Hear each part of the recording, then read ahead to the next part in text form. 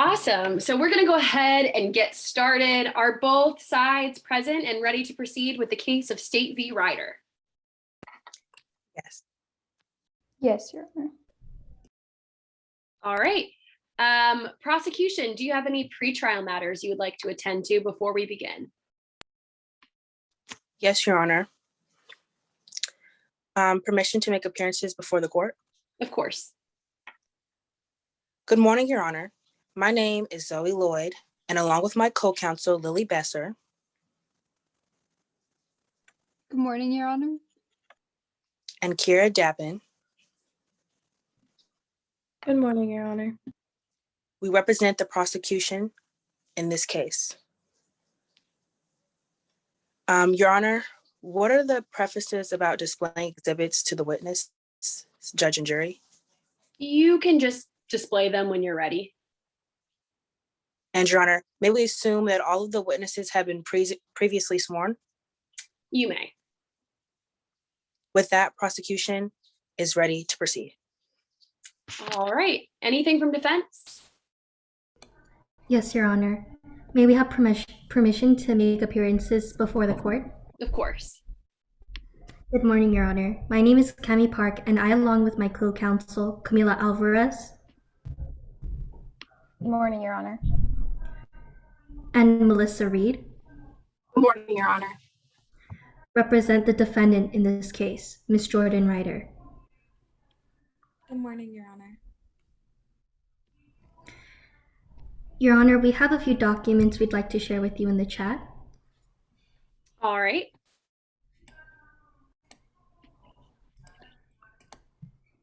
Let me copy the link.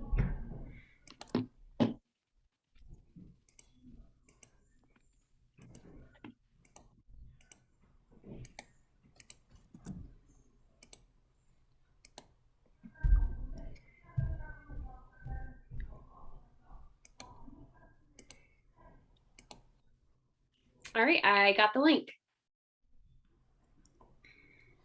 At this time, Your Honor, the defense has a few pretrial matters to attend to. Okay. Your Honor, we invoke Rule 615 of constructive witness sequestration bearing party representatives. Our party representative in this case is Jordan Ryder. Okay, sure. So all the witnesses will be sequestered except for Jordan Ryder. And may we assume that all witnesses have been pre-sworn under Rule 603? Of course. And may we assume that all objection arguments are made outside the presence of the jury? That's fine. When an objection is sustained, should we move to strike or consider that evidence already stricken? You can move to strike it. Lastly, may we address Your Honor as both judge and jury? Yes, I think that would be appropriate. With that, the defense is ready to proceed with opening statements. Wonderful. Prosecution, opening statement when you're ready.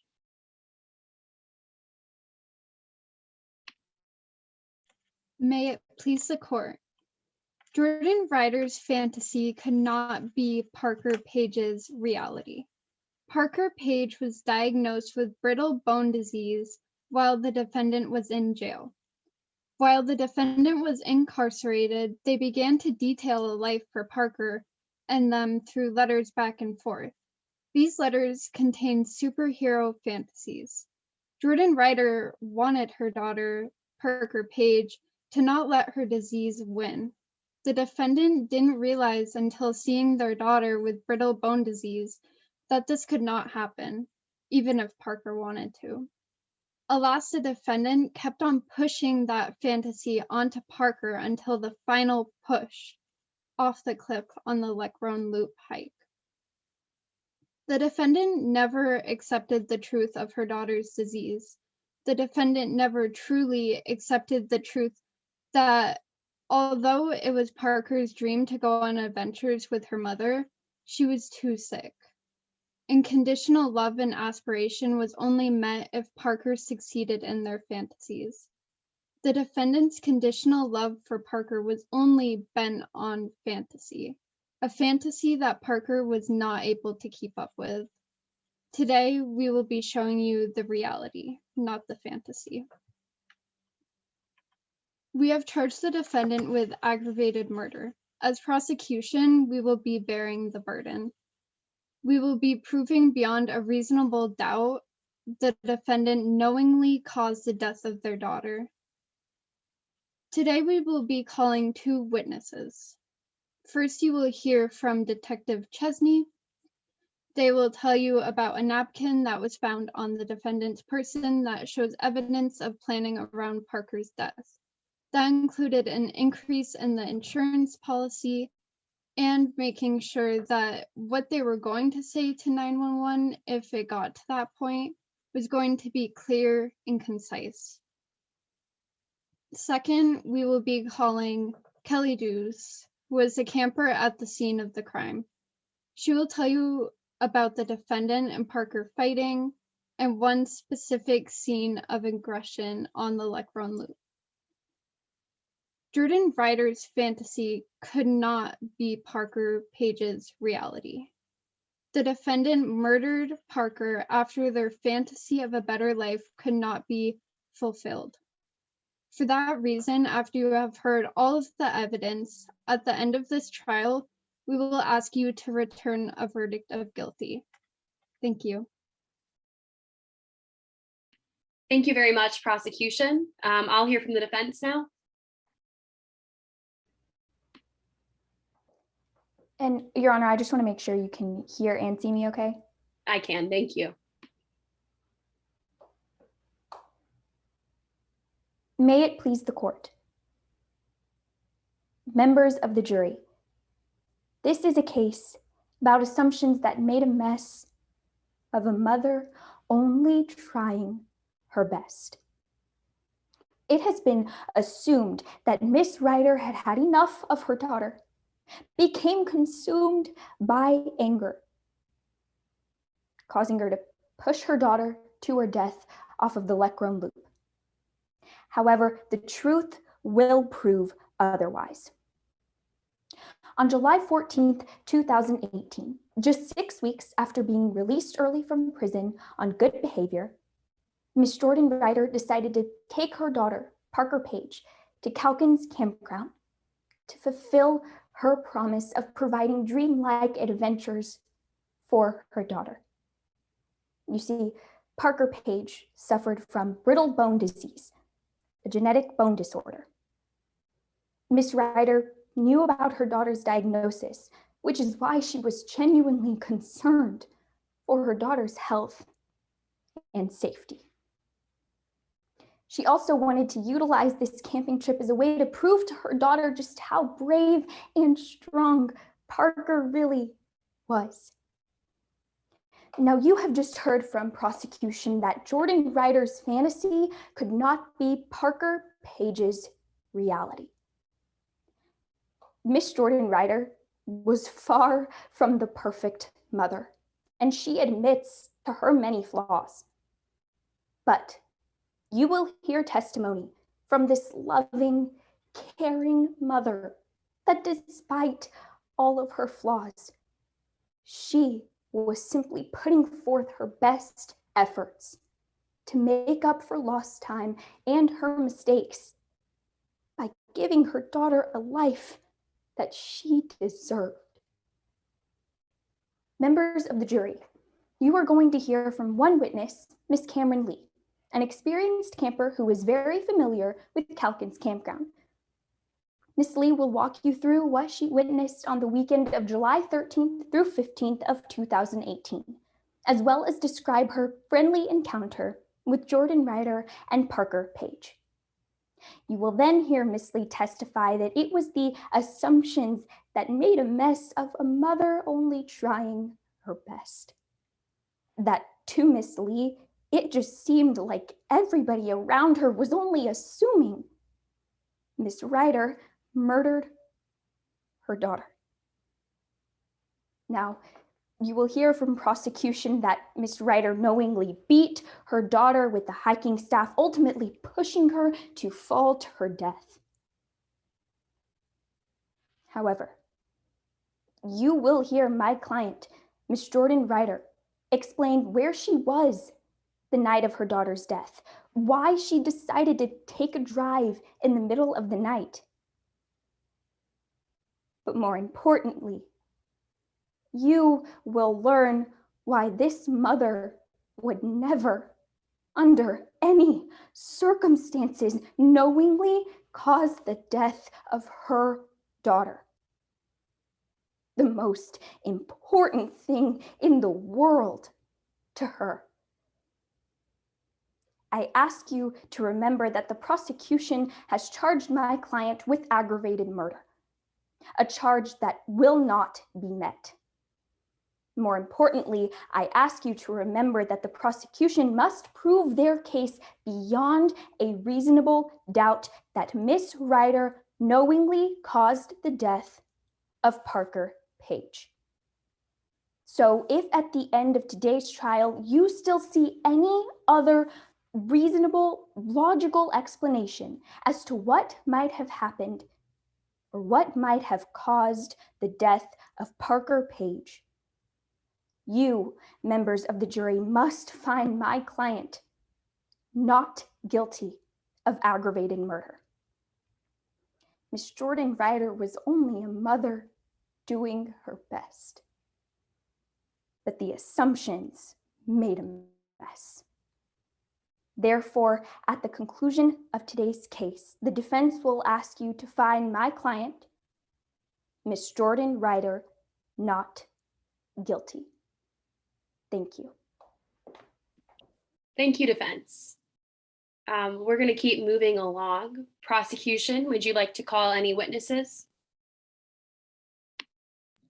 Yes, Your Honor. Prosecution would like to call Detective Jay Chesney to the stand. Awesome, thank you. And just a reminder for everybody in the courtroom, the best way to view witnesses is to go up to the right corner of the screen, click view and click gallery. And the best way to view statements is to click the speaker view. When you are ready, Ms. Davin. Good morning, Detective. Good morning. Can you introduce yourself to the court, please? Yes, I can. My name is Detective Jay Chesney, badge number 7661. I work for the MCPD Major Crimes Division, and I have now 13 years of experience on the force now. And can you please state why you are here today? Yes, I'm here today because I was the lead investigator in the murder of Parker Page. And how did this investigation start? Well, I was first informed that there was a possible kidnapping by Sergeant Stevens, and after conferring with Sergeant Ragusa, I was advised to conduct a canvass for Page. I then was assigned investigative responsibilities, and I then left for the Dallas residency and arrived there at 8 a.m. When you arrived, was there anyone immediately on scene? Yes, the person who submitted the call, Corbin Dallas. And how is Corbin Dallas relevant to your investigation? Well, Corbin Dallas was the caretaker of Parker Page because the defendant was in jail. When establishing initial contact with Parker's caretaker, was there anything they mentioned for you to be made aware of during your investigation? Yes, during that time, I was informed of multiple important pieces of information. The first one being that Parker has a disease known as brittle bone disease. Also, that the defendant had been spending a lot of time with Parker after their release from prison, June 2nd, 2018, and that Dallas was not aware of the current address of the defendant. I was also shown multiple letters from the defendant during their time in prison. After you met with Corbin, what did you do next in the investigation? Well, after searching the surrounding area and Page was not found, an Amber Alert was issued out. And soon after, Dallas remembered that Page did in fact have a smartphone and was able to use the Find My Phone application. So we did that, and we saw that Page's phone was located at Calkins Campground and that it was currently turned off. What did you do after this discovery? After requesting additional assistance, I headed to the campground at around 9:30 a.m. When you arrived on the campgrounds, how did you proceed with the investigation? After arriving at the campgrounds at around 10 a.m., I spoke to Armani and showed her a picture of Paige.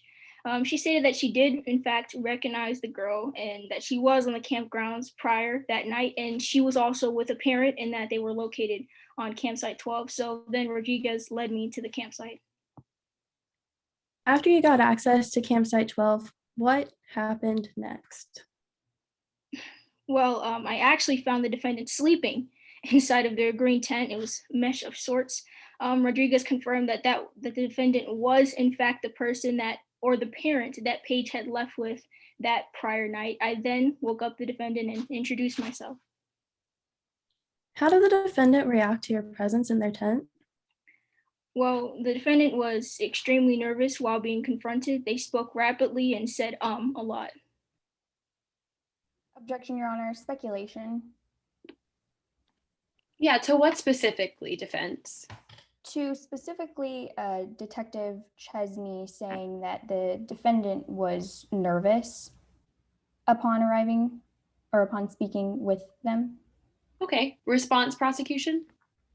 Yes, Your Honor. The detective could see and clearly make a rational deduction through perceiving their senses of nervousness by listening to the defendant speak and deducting that pretty much logically reduces down to nervousness, as any lay witness could tell from any other lay person. Defense, final response? Yes, Your Honor. Just as I have done now, any person saying the word does not constitute specifically and only nervousness. She might have appeared nervous, but it's possible that Miss Ryder wasn't nervous at all. Okay, so the objection is well noted, and thank you for objecting. I'm going to overrule just because I think the witness did give some indications as to why they believed that this witness was nervous. So overruled. Your Honor, may we assume that this is stricken from evidence? I do not think you want to strike it if it is overruled. I think we'll just keep it on the record. Okay, thank you. All right. Did you see Parker at the tent? No, ma'am, I did not. Did the defendant know where Parker was at this time? Ryder did not know where Parker was at the time that I questioned her.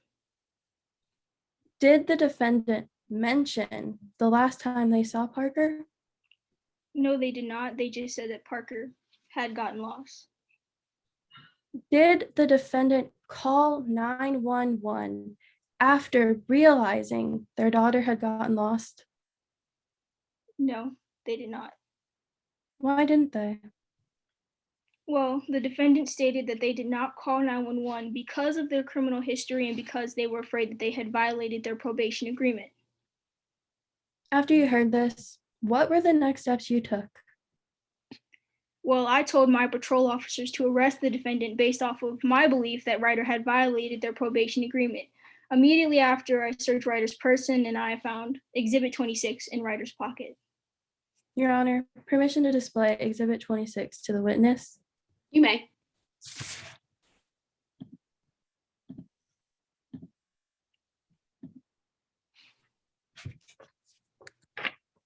Your Honor, I request that Exhibit 26 be sent into evidence at this time. Is there an objection from the defense? No objection, Your Honor. All right, we'll admit this exhibit.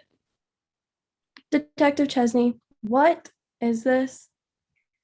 This is the napkin that I found on the defendant's person. Does it appear to be a true and accurate of what you found on the defendant? Yes, ma'am. What value did the napkin have on your investigation? Well, it made me suspicious because the defendant planned on what to say in a 911 call, but did not make any 911 calls. And markings saying which pieces of equipment they should keep or discard, equipment later found on the campsite. And was your search contained to just the defendant's immediate person? No, we also searched the surrounding campsite. Did you find anything that could lead you to Parker at this time? Not specifically, but we found many pieces of evidence in the surrounding campgrounds and in the defendant's backpack. Did you find anything else of importance? Yes, we did. The hiking staff, 2 knives, and the shovel were all at the campsite and matched the equipment named on the napkin. Your Honor, I'm going to stop sharing my screen. What happened next in the investigation? Well, next I collected a witness statement, which led me and my team to investigate a section of Lockwood Loop. Did you find anything on this trail that could possibly help you? Well, me and my team did go through the trail, and 40 feet below the top of the trail, we found an especially thick brush just a little off the main path, and that is where we found Paige's body. And in what state did you find Parker's body? I found her body cold with injuries that were not survivable. Now tell me, was your investigation able to find the cause of Parker's death? Yes, ma'am. 3 days after I began my investigation, the cause of death was determined to be blunt force trauma. Thank you. And did you find anything else around Parker's body? No, ma'am, I did not. Now, after you had searched the area around Parker's body, how did your investigation proceed next? Well, in the days after, I took some witness statements. I found more pieces of evidence. I found Paige's phone, and I also got a warrant to search the defendant's phone. What did you find on the defendant's phone? I discovered that Ryder had submitted a life insurance policy for Paige July 15th around 3 o'clock in the morning. Your Honor, permission to display Exhibit 25 to the witness. You may.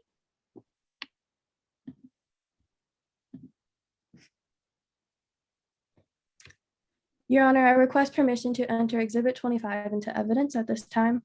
Is there an objection to Exhibit 25? No objections, Your Honor. All right. Now, Detective Chesney, Now, Detective Chesney, what is this document? Well, that would be the life insurance policy that the defendant filled out. And does it appear to be a true and accurate copy of the insurance policy? Yes, ma'am, it does. Now, what was the policy changing? Well, it was increasing the amount of money the defendant would receive upon the death of Paige from $10,000 to $200,000. And what day was Parker found dead? July 15th. And can you please state to the court the time this insurance form was started? July 14th, 10:42 p.m. And then can you state the time it was submitted? July 15th, 3:12 a.m. Your Honor, I'm going to stop sharing my screen now. And how did the investigation proceed next? Well, we found substantial evidence throughout the investigation to arrest the defendant, so we did. Your Honor, I have no further questions for this witness at this time. All right, thank you very much. Cross-examination. Yes, Your Honor, may I proceed? You may. Thank you. Good morning, Detective. Good morning. So you agree that the more an individual performs investigations, the better that individual will become over time. Yes, that is correct. In fact, if an individual has undergone only basic training in a particular area, you would not consider that individual advanced in any way as it pertains to that field, correct? Well, that would depend on how advanced the basic training is for that specific occupation. My question stated that it was basic training, therefore not advanced in any way, so therefore the individual would not be considered advanced, correct? Well, just off of no experience, purely basic training, no, they would not. Prior to being sworn in as a police officer, you completed a basic law enforcement training, correct? While I can ensure that it was extremely vigorous and up to standards and beyond, yes, I did complete that course. For these questions, I really just need a yes or no answer. Thank you. You're also a member of the International Homicide Investigators Association That is correct. and completed their basic homicide investigators course in 2017. Yes, that timing does sound correct. And along with that basic course is a basic understanding of investigative techniques as it pertains to homicide. Yes, that is included in the course. And this a basic understanding of report writing as well as it pertains to homicide. Yes, that is correct. And along with that, also a basic understanding of how to locate, document, and preserve any physical evidence. Also correct. Objection, Your Honor. Compounding question. Go ahead. Your Honor, this question is asking for multiple instances on the report at the same time, and that can lead to confusion for the witness. Defense counsel, were there like multiple parts to your question, or was there just one part to your question? There was just one part. There was a list included in the question that was separated by commas. It might have seemed like a compound question, but to me, the witness did not appear confused. Okay. I'll encourage you to break those questions, like break the list up if you're able to. So I guess sustained in part, just go ahead and break that up into like the individual parts of the clause if you're able to. Are you able to do that, counsel? Yes, absolutely. Awesome. Thank you. So you have a basic understanding of how to locate physical evidence. I would say more than basic, but from that training alone, I did gain that basic understanding. Okay. And also a basic understanding of how to document the physical evidence. That is correct. And a basic understanding of how to preserve any physical evidence. Are you asking just purely off that training or my experience also? Based off of this basic training course with the Basic Investigators Academy. Yes, it does teach you that. So you have made many arrests, correct? Over 1,000. Right, over 1,000. But you did not arrest Miss Ryder yourself. No, I did not. And you directed your patrol officers to arrest her? That is correct. Is there a reason you wouldn't arrest Miss Ryder yourself? I was assigned investigative duty, so if I can delegate that task to my patrol officers, I would, and I did. All right, now I want to move on to the specific location of Parker Page's death. So just to be clear, you were not on Calkins campground at or even on the same day as Parker Page's death. Well, we did not get an exact time of death, so I cannot be sure if it had occurred earlier that morning or later that night between the time that she was last seen. So I cannot answer that question for you. The medical examiner report did state that Parker Page died between 4 and 6 p.m. on July 14th.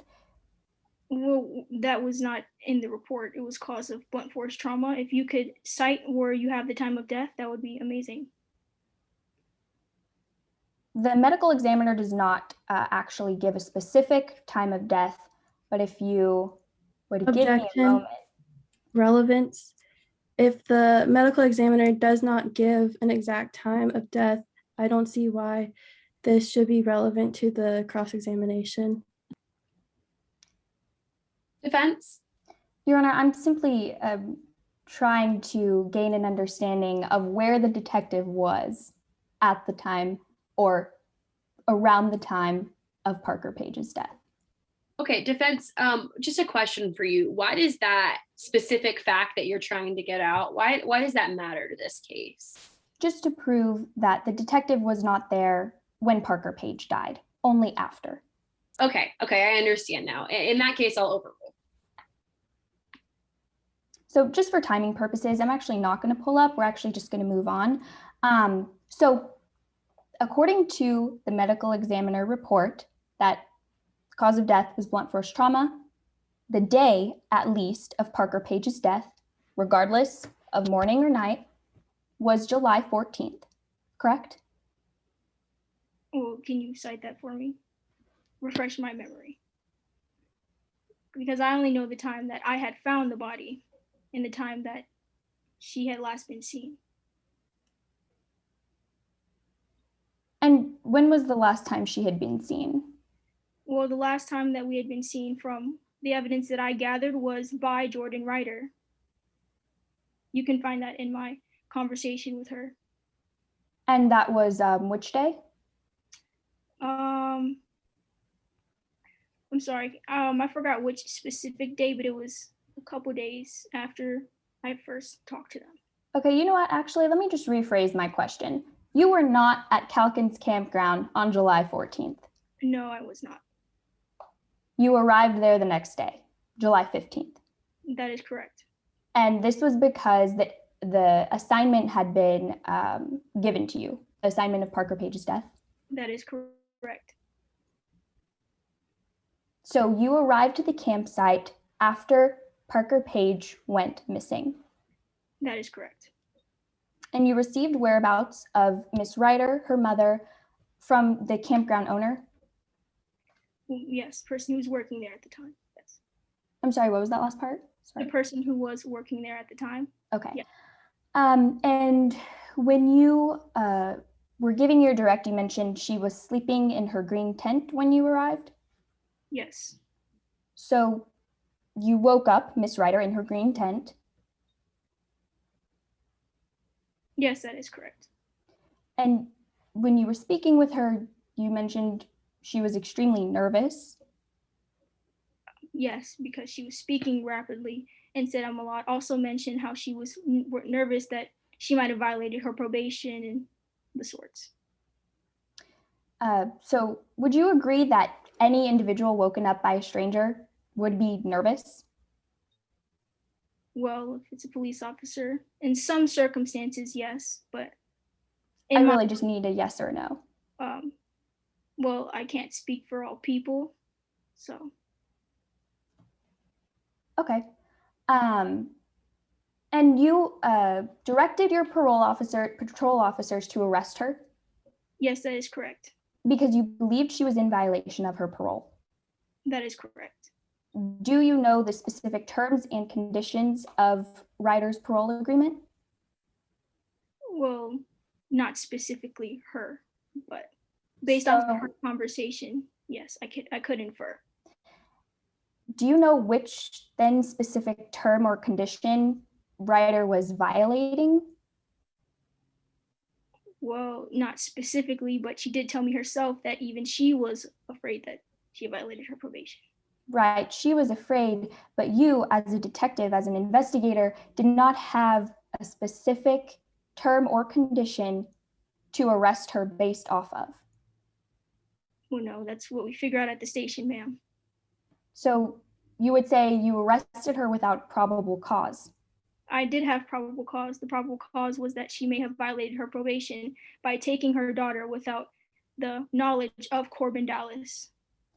And if you cannot state a specific term or condition that Ryder was in violation of, would you constitute that as no probable cause?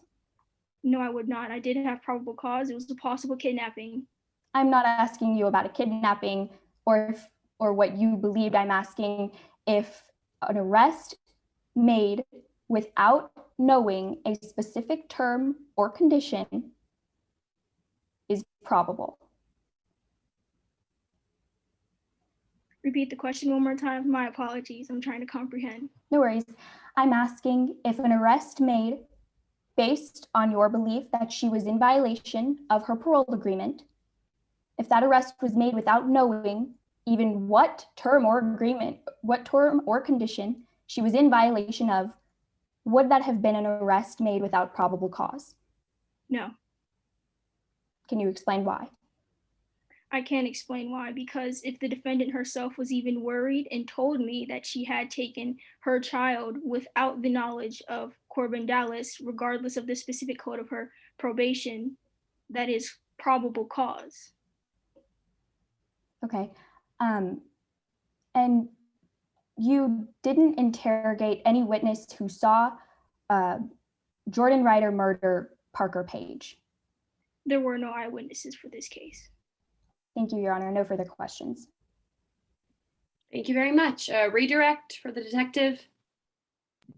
No, Your Honor. All right, thank you. Prosecution, we will keep moving on. Let's go ahead and call your next witness.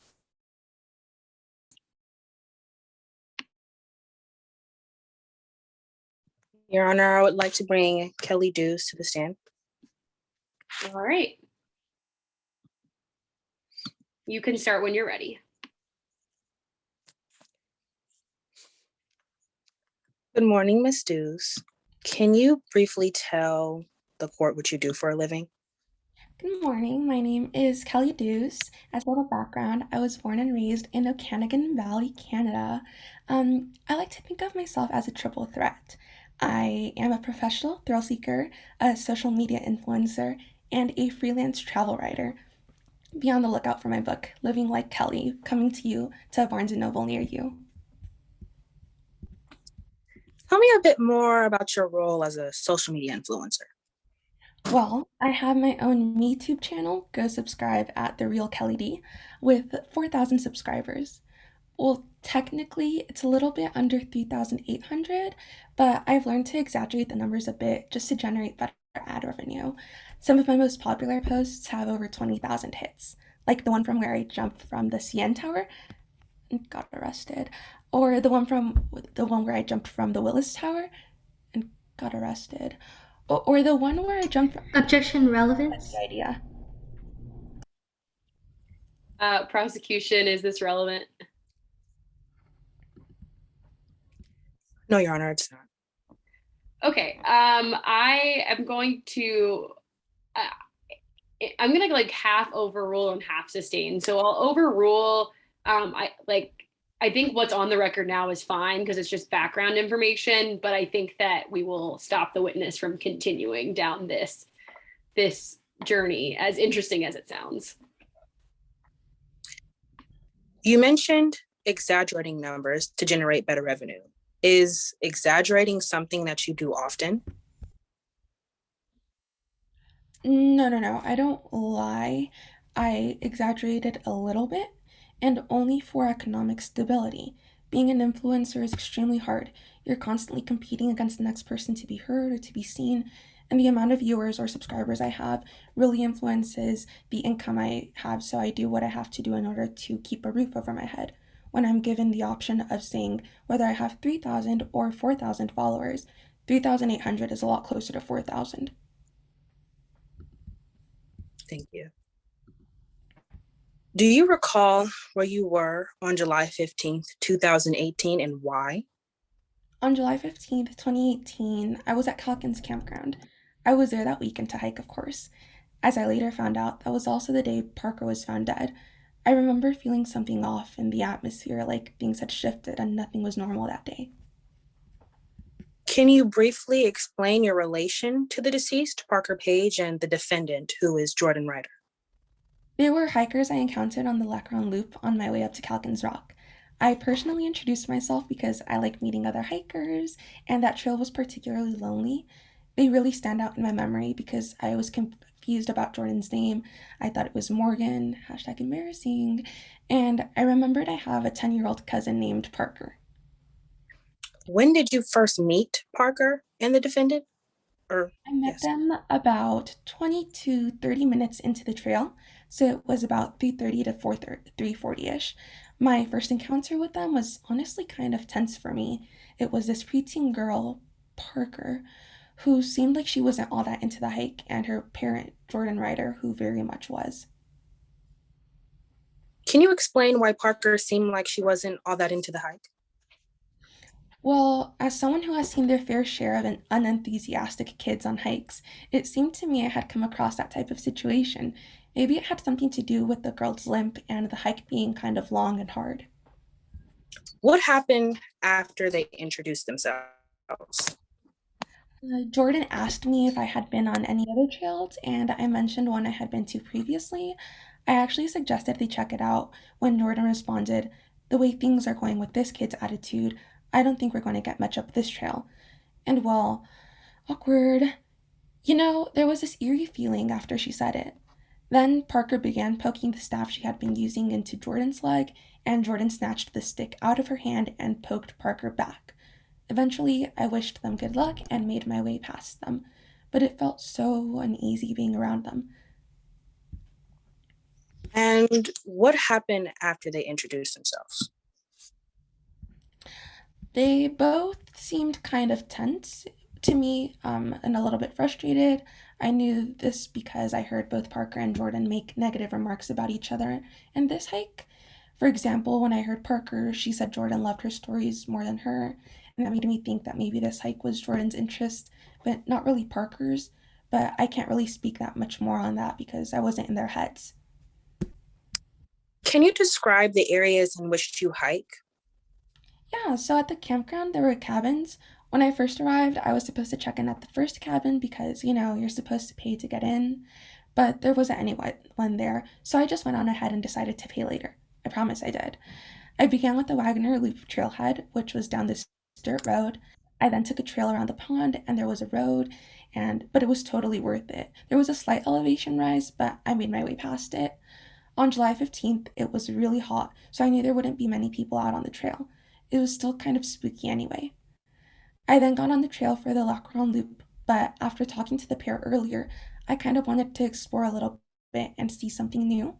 So I went off the main path and aimed toward the lake. I had to give that up after about an hour because honestly, there was just a lot of thick brush around the area and I knew I could get lost. Objection narrative. Defense, will you explain why you think this is narrative? Well, she's explaining the path she was going on, but I feel like the prosecution could break up the questions better just to give clarification what the main point of the question is. Prosecution, do you think you need to break this up? Response? No, the defense is explaining the geography of the areas in which she hiked, where she also spotted Parker and Jordan. This is important because it will later help us out with that this was a murder that was calculated due to the geography and setting in which Parker. Okay. The objection is understood and noted. I am gonna overrule. If this answer becomes like egregiously long, then please re-raise the objection. It's almost over.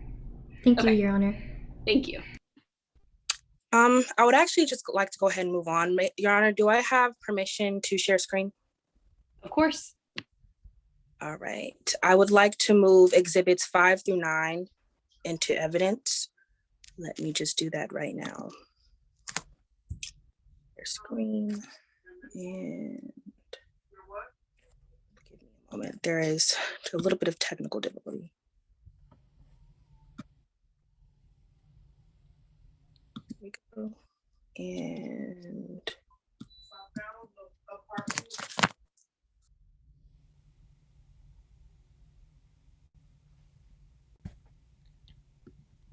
can you guys see my screen? We can. Kelly, I'm going to show you 4 different pictures, and I would like for you to stop me at any time if any of these 4 pictures look familiar to you. Okay. This is the warning sign that all hikers see on their way up through the Lockwood Loop Trail. Okay, give me one moment. Ooh, I'm sorry. There's technical difficulties going on. It's all good. Take your time. Okay. And how about this one? That's the trail I went on. You can see all the trees I was talking about, kind of like a forest, enchanted kind of thing, but definitely a lot of brush. And I just would like for you to clarify that warning sign that I just showed you previously is something that all hikers would have been able to see hiking on that specific trail. Yes, it's right at the very beginning of the trail. Thank you so much. And do you remember this scene? That's a spot right beneath the summit of Calkins Rock. Okay. Is there anything else, any important details that you think you could give us about this specific area? Well, that was also the area that my search party was a part of when I was helping Detective Chesney conduct the search for Parker. That was the area where Parker's body was found. Thank you so much. And do you recognize this? Yes, that's part of the area where I ended up getting lost because I went off the main trail. Okay, thank you so much. And lastly, this image right here. Yeah, that's part of the trail as well. It's not as inclined as other areas as when you get up to to Calkins Rock, but still you have to watch out. Thank you, Your Honor. I'm going to stop sharing my screen.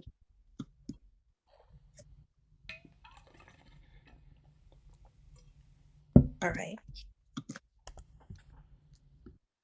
Where on your hike did you see Parker and On Jordan? the trail that leads up to Calkins Rock, so the Lecron Loop. Did you hear anything at all out of the ordinary while on your hike? Yes, I heard someone screaming around 4:40 in the afternoon, around the same trail where I last saw Jordan Ryder and Parker Page, and the last time that I saw Parker Page at all. Can you describe the sound for the court? I can't imitate it, but it was this yelp kind of, and there was a lot of bickering in the background. It sounded a lot like Parker, and I remember because her voice was very distinctive to me. I have a cousin who sounds very similar to her, and the little innocent voice really stood out in my mind. And what did you do after that? After hearing the yelp, I just kept hiking. There are a lot of drop offs, and I might be a thrill seeker, but I hate putting my life in danger, and I couldn't immediately rush down. And are you sure that any other time after you heard that scream that you never saw Parker Page and Jordan Ryder together again? Never again. Thank you, Your Honor. No further questions. Thank you very much. Cross-examination. Is the witness ready? May I proceed? You may. You, Kelly Dews, you call yourself a professional thrill seeker, social media influencer, and travel writer. Yes. You tell people you have 4,000 YouTube subscribers. I tell ad revenue agencies. It's a yes or no question. I tell ad revenue agencies that I have 4,000 followers. So yes. Yes. In actuality, you only have 3,800 YouTube subscribers. Yes. And you tend to exaggerate these numbers for your profession, correct? I exaggerate them for my income. So for your profession, correct? That's different. If it were for my profession, it would be for advertising to the general public. These are my private economic matters. I see. You are here today to testify as a witness who was on Calkins campgrounds the weekend of July 14th to 15th, 2018, correct? Yes, 14th through the weekend of 14th through 16th. I stayed there a little bit later. You were originally on the Wagner Loop, which is on Calkins campgrounds. Yes, that was one of the trails I was on. You decided to go in the direction of Lecron Loop after being on Wagner Loop. Yes. Once being on Lecron Loop, you had been outside for a while under the Midlands heat, correct? Not particularly. It had only the Wagner Trail loop wasn't as long as the other loop. I actually spent more time on the Lacron loop. Ms. Dews, that wasn't my question. My question is, you were on the Wagner Loop and you transitioned to the Lecron Loop. I'm sorry, Yes? I thought you asked how long I had been under the sun. No problem at all. I'll try to be clear from here on out. It was about 20 to 30 minutes until you heard people were on the trail. Yes. You were able to catch up with those voices you believed to hear. I heard voices, and since they stayed stationary, I was able to catch up to them. You caught up with those voices and were able to see a girl and a woman. Yes, I saw a pair. You caught up with them because you like to socialize with other hikers. I don't like being alone on trails. You introduce yourself to said girl and woman, and you believe they were mother and child. Yes, They seemed that friendly? Oh, sorry, my apologies. it's okay. Um, Initially, it was a little bit difficult because to really read how friendly they were to me. They seemed to have their own situation going on, and I didn't want to impose on that. But originally, before meeting them, they seemed friendly. Yes? Meeting them, it was kind of difficult. They were handling their own situation, and I can't read. Sometimes people, when they have their own situations, Okay, I see. May I proceed? From your recollection, the woman's name was Morgan, but then you were corrected that her name was Jordan. Yes, You believe the little girl was wearing a jersey that also said Morgan on it. I saw that the little girl was wearing a jersey that said Morgan. You were introduced to the little girl. Yes, The little girl you met, her name was Parker. yes, You remembered Parker's name even though you had just met them one time. yes, because I have a cousin named Parker, and they were very similar. From your opinion, you saw some tension between Miss Jordan Ryder and Parker. In my eyes, there was something going on, and it wasn't a very friendly environment. You noticed Parker was poking the capped end of the hiking stick to Jordan's calf. I don't know what end it was, I just know that the hiking stick was being poked at somebody. Permission to show the witness's affidavit? That's fine. One moment, please.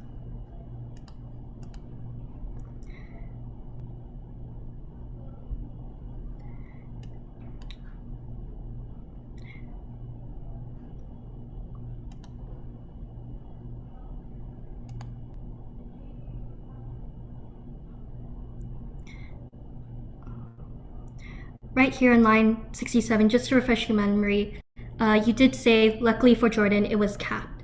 So I would just like to preface that. Thank you for refreshing my memory. The caps are very small on the ends. I just saw I thought I saw hiking staff being poked. No problem. I will stop screen sharing.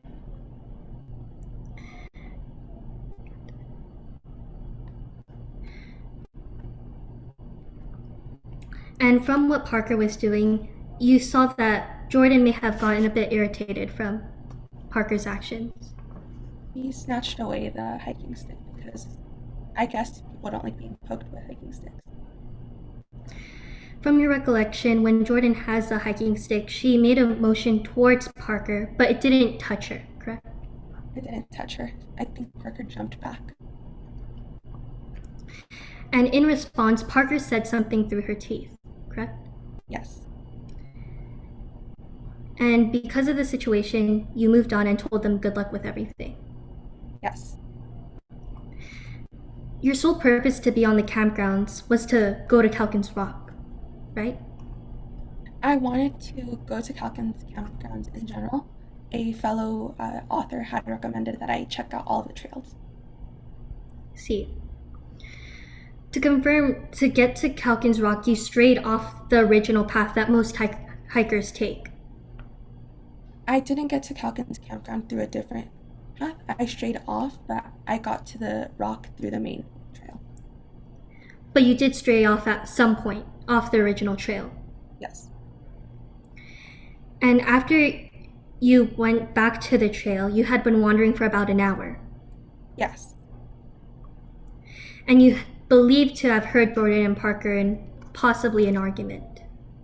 I saw them again after I came back. Did you hear Parker and Jordan speaking to each other? Yes. To clarify, you don't have any context for what they're speaking about. I'm sorry, like what the situation was? The conversation you might have heard, you didn't have context for what they're talking about. No.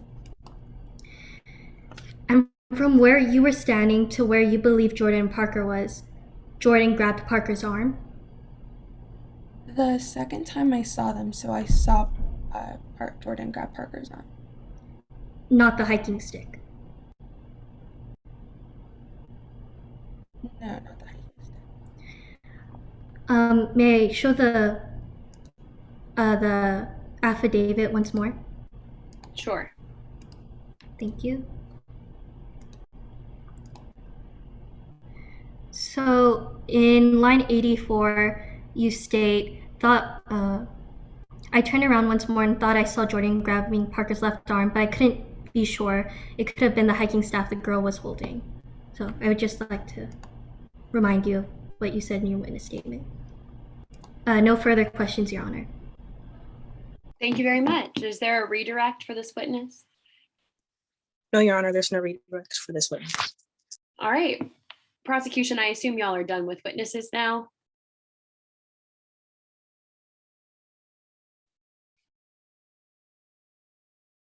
Awesome. All right, then we will take a brief 5-minute break before we get into the defense case in chief. So that's 12:50 my time. I will see y'all back at 12:50.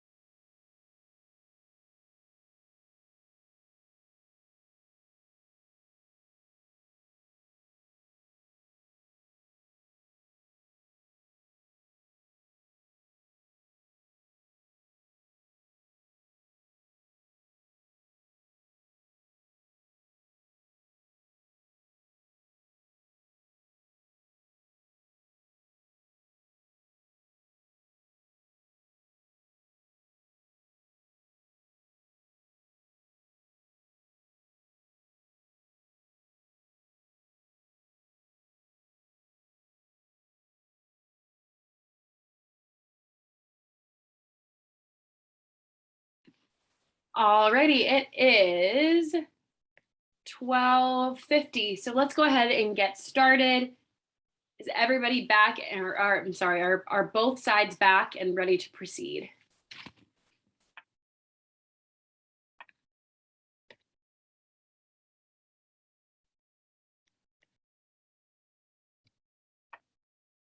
Looks like defense is here. Prosecution, are you here?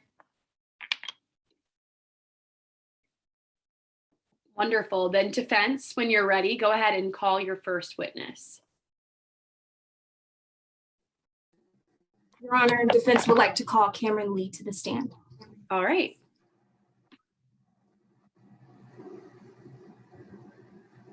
Cameron, are you ready? Yes. Can you please introduce yourself to the court by stating your first and last name? Cameron Lee. Ms. Lee, I would like to start out by getting to know you a little better. Is that okay? Sure. What exactly do you do for a living? Oh, well, I've had many jobs. I've been a mechanic, scuba instructor, cashier, and even a paranormal investigator at some point. But currently, I am a local bonds person. Where exactly are you from? I am from, well, I move around so much that I've honestly lost count. I'm always looking for a new adventure. But I currently live in the Jaywood Apartments in the Midland Center. How has that been for you?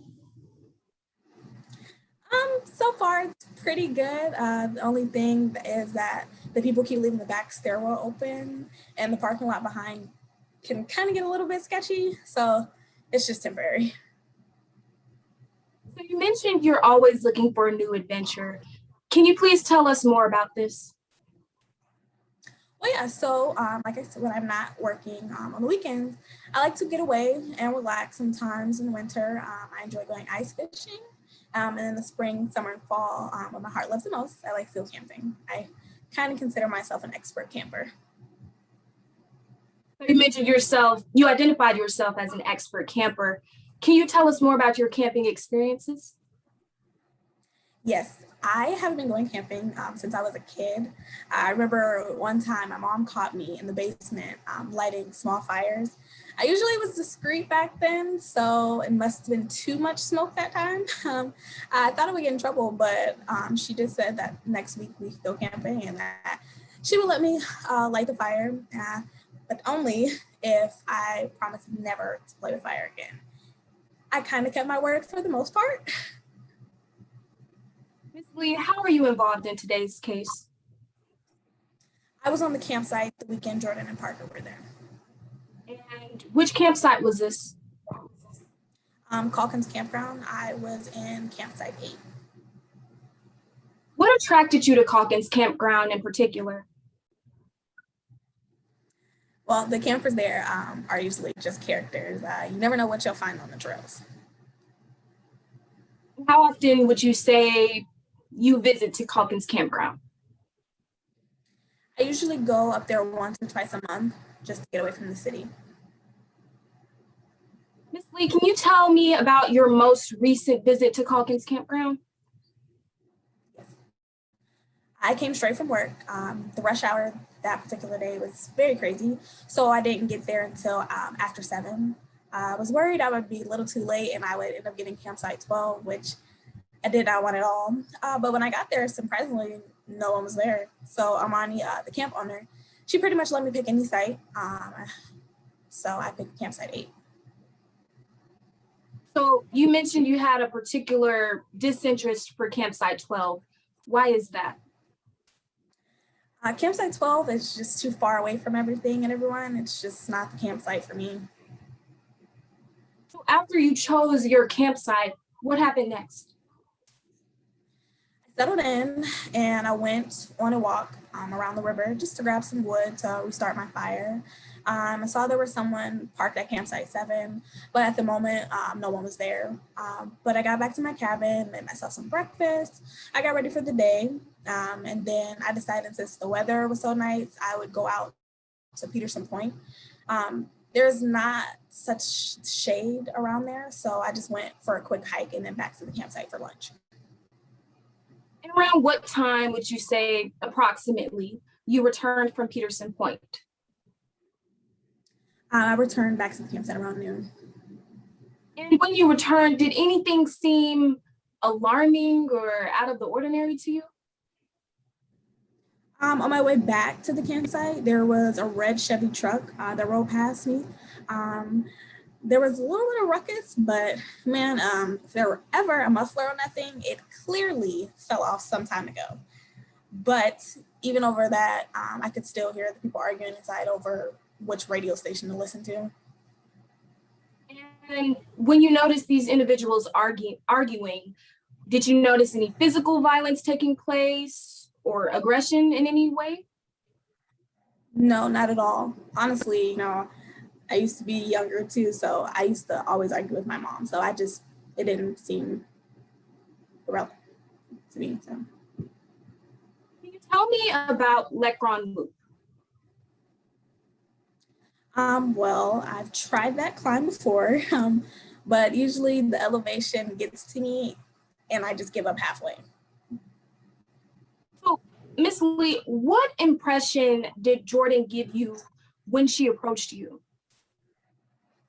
Well, this time when seeing Jordan, she seemed to be more friendly. She was smiling, and Parker was walking a little bit behind her. She was carrying a hiking stick.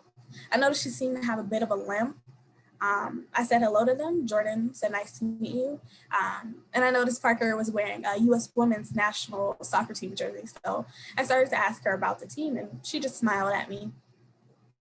So after seeing Parker with a limp and a hiking stick about to attempt the Lecron Loop, what must have been going through your head? Well, I was honestly thinking like if they were going to pull that off, I didn't know because I'm assuming that she was using a hiking stick. I didn't think that she could probably do it. So on the topic about the hiking stick, did you personally notice the hiking stick being used in any other way? No, I did not. What happened after you returned from Aruba? When I returned from Aruba, I didn't have any data. I didn't have my data on throughout the plane. So when I turned back my data on, I had a voicemail from Detective Chesney asking me to call as soon as possible. So I did, and then I got picked up and drove to the station. Detective Chesney asked me a lot of questions, and I told him everything I knew. And so what happened after you arrived to the police station? I was asked to come back to the station and ask more questions and to do an official identification. When I arrived, it was a little chaotic. I was taken back to a large back room, and then I was told that they no longer needed me for an identification and that they would be in touch. So wait a minute, let me get this straight. Did you ever have the opportunity to actually identify Jordan? No, I never did. To me, it just seemed like everyone assumed it was Jordan who did it. And did you ever have the opportunity to remain in touch with Detective Chesney? Or let me rephrase that. Did Detective Chesney ever actually reach out to you like he said he would after he let you go from the station? No, he did not. Thank you, Ms. Lee. No further questions. Thank you very much. Is there a cross-examination? Yes, Your Honor. Okay, so first I will ask you specific questions about your background, camping experience, and what you know about Culkin's Campground. The last time you were staying at Culkin's Campground was the weekend of July 13th to 15th, correct? Yes. You occupied campsite 8, correct? Yes, I did. However, you were worried because you were late to the campground. Is that fair? Yes, yes. And that you weren't going to get any sight at all? Yes, I didn't want to get campsite 12. And you mentioned that campsite 12 was one of the worst sites in Culkin's Campground. Yes, in particular for my choice. I like to be where most people are. But so you'd be better off with no campsite at all, if that was the case. I'm sorry. If you were to get campsite 12, that was the only campsite available, you'd be better off with no campsite at all. I mean, I would get it because, like I said, I like to go camping, but it wouldn't be my favorite. No.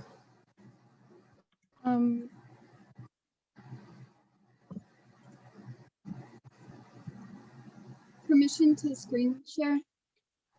Of course.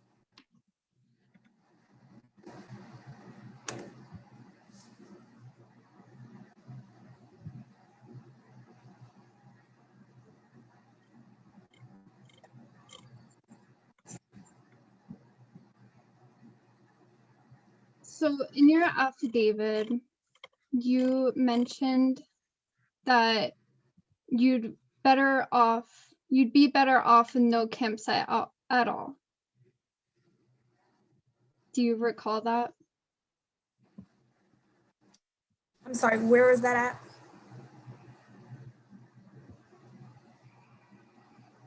Just 1 second.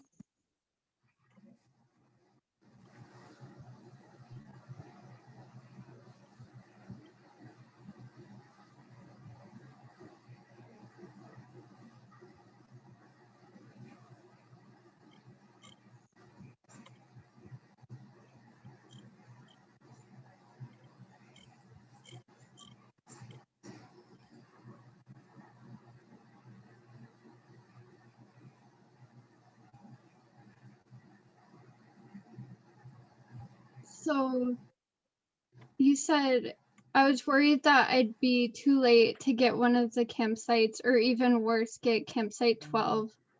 But surprisingly, there weren't a lot of sites around. Or people around, sorry. Yes. And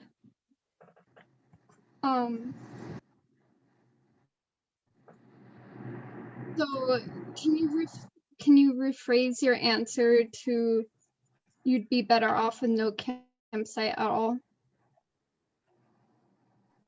Objection, Your Honor. Relevance? Okay. Sorry. No, go ahead, prosecution. May I be heard? You may. So I'm simply asking if this claimed expert camper would like campsite 12 because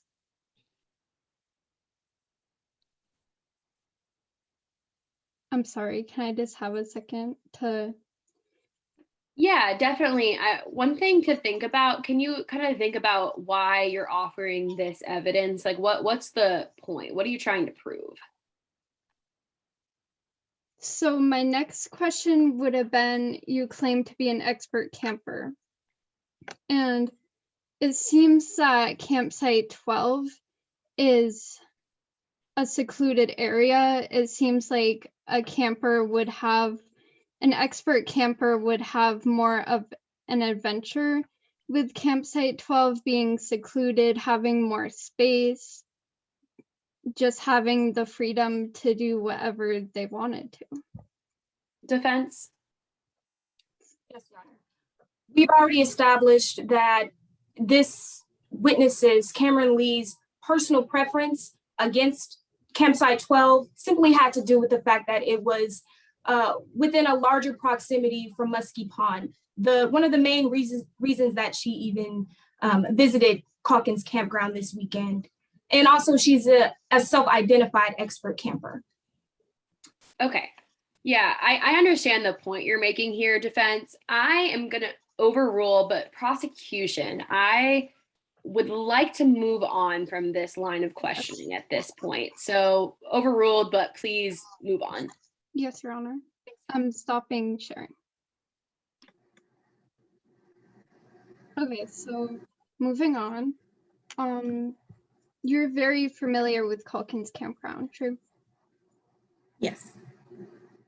Okay, so now I'm going to ask questions related to your interactions with the defendant and their daughter. The first interaction that you had with the defendant and their daughter occurred when they were driving by, correct? Yes. They were in a car and it was a red Chevy truck. Yes. That sounded to have lost its muffler, true? Yes. When the defendant drove past you, Parker acknowledged you. Yes, she waved. But in your words, the adult sort of pretended not to notice you there. I'm sorry. In your words, the adult sort of just pretended not to notice you there. Yes, at first. The first interaction, that was your words on Jordan. Yes. At the same time, you could also hear arguing in the truck, true? Yes, about like the radio station to listen to. You never knew their names until you heard the news about Parker's death, true? Yes. The next time that you had an encounter with Parker and the defendant together was around 2:30, correct? Yes. They were about to hike the Leckrone Loop. Yes, they were. At this point, I will begin to ask you questions regarding just the Leckrone Loop hike and what followed after. Parker was walking slowly behind the defendant, correct? Yes. Yes. Carrying a walking stick, Yes. and she was limping. Yes, she was. Parker did not seem ready for this hike, correct? I wouldn't necessarily say ready because she had a limp, so it could have been a disability. Whereas the defendant began to push Parker to try it. I'm sorry? Because Parker had a limp, correct? Yes, she did. And the defendant began to push Parker to continue on with the hike, given those circumstances. Yes, she was just ready to start the hike. Okay, this is just from what you noticed. Later on in the night, you specifically saw only Jordan crossing the bridge, correct? Yes, I was woken up from the headlights. As you mentioned, nothing else eventful to your knowledge happened that evening. Correct. At 2:30 a.m., you heard the defendant drive out of the campground. Yes, I did. And you know this because you could hear the truck with no muffler. Yes, and like I said, the headlights woke me up. And what sounded like a thunderstorm about to begin. Yes. When you woke up around 7 a.m. to leave for your flight, the red Chevy truck was back at campsite 12, correct? Yes, it was. No further questions, Your Honor. Thank you very much. Is there a redirect? No, Your Honor.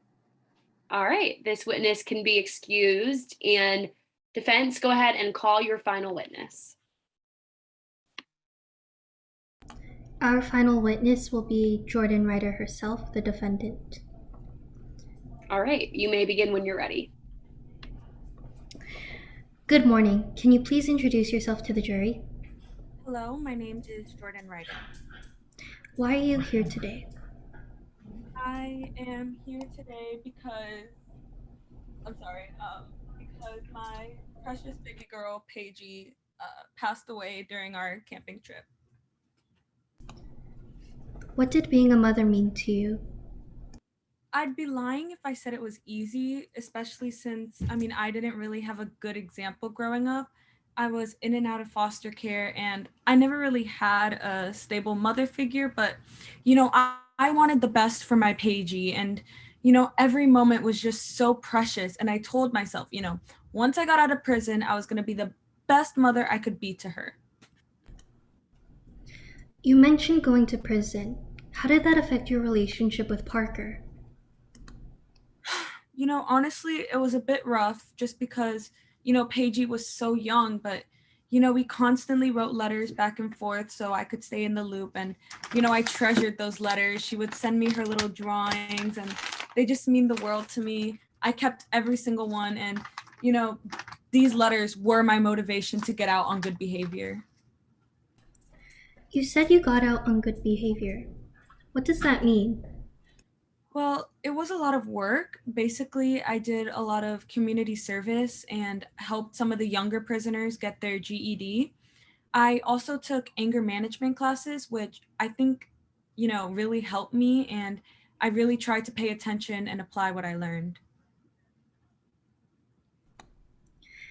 Now, let's talk about the camping trip. What was the purpose of it? The main reason I wanted to go on this trip was really to just empower Parker and to prove to her that she could overcome brittle bones disease. Because, when I was in prison, my whole perception of the world changed. People really do prey on the weakest link, and I don't want my daughter to be the weakest link. So I thought that this trip would make her stronger. I see. Which trail did you go on? Well, I went on their website, and the one that was most advertised was Lecron Loop, so I chose that one. How was the terrain of the trail? Honestly, it was a bit harder than I expected, but it was nothing that we couldn't handle. I did see that sign. There was like a warning sign before we started the trail, but I wasn't gonna let a measly sign stop us from our first adventure. I just made a note of it to be careful. How was Parker when you started the trail? She seemed kind of bothered and she kept wanting to use that walking stick, but I knew that once we completed the trail, she'd know it was all worth it. You reference a walking stick. Why do you think Parker insisted on having it? Well, Paigey was a very insecure little girl, and I knew she was perfect, and I kept trying to remind her that. I'm sorry, it's kind of hard to talk about, but I kept trying to remind her that she's strong, and she just kept letting that disease hold her back. And on the other hand, I think it's important to compromise with your kids, so I wanted to make her happy. So I got her the walking stick, and I just hoped that halfway through the trip I could like wean her off of it or something, but Parker just seemed frustrated and wanted to leave. Why is that?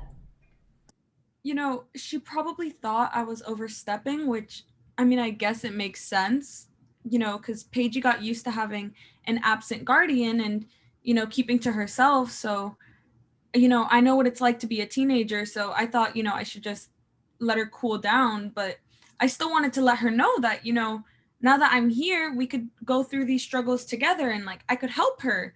But Paige wanted alone time. I see. Could you elaborate on that? Well, okay, Paige was behind me on the trail so that if there was a weird dip or uneven ground, I could warn her. And she was following me pretty well for the most part, but I think she might have tripped or something. I'm not really sure. She was behind me, but the point is she started slowing down a bit, and that walking stick, it just kept getting stuck in the roots and it was holding her back more than it was helping her.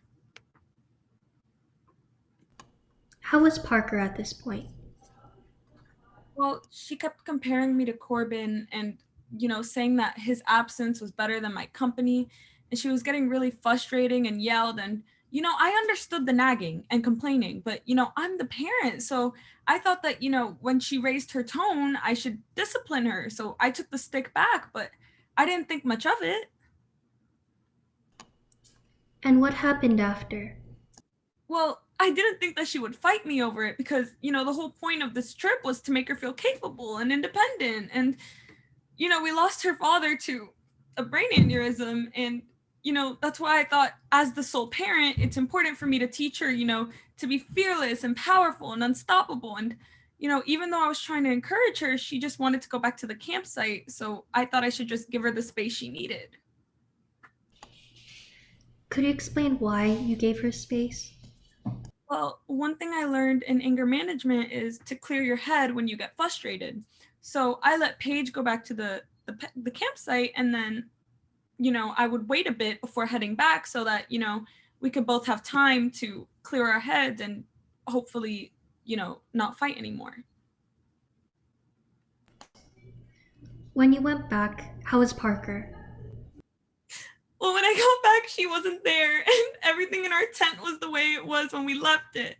And, she left Elle, and she takes Elle everywhere, so I knew something was wrong. And, at first, I tried calming myself down and rationalizing that, maybe Paigey went to a gift shop or a campsite or a cafe.